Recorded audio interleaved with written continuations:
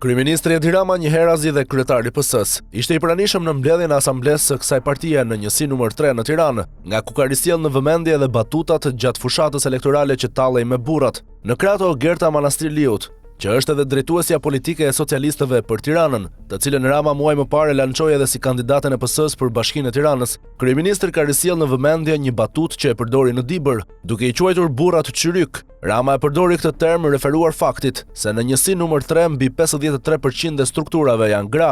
Në këtë njësi unë mendoj që arsyeja kryesore, me gjithë respektin për gjithë burrat këtu, po edhe po mërzitën burrat, le të mërziten, se dhe unë burr jam, kështu që e ndaj mërzim bashk. Arsyeja kryesore e rezultatit me rritje është fakti që këtu janë 53% gra, e pat Dibrën. Mu hodhën në fyt të gjithë ata, si i thua ti çyryk burrave të Dibrës, po ta tregojnë ty burrat e Dibrës. Dibra u bë si me qenë Vlora, nuk e di, për pak vota, nuk e di eksaktësisht sa, por mund të merrnim mandatin e 4. Pse? Sepse burrat, shumica shkuan mbrapa grave, tha Rama.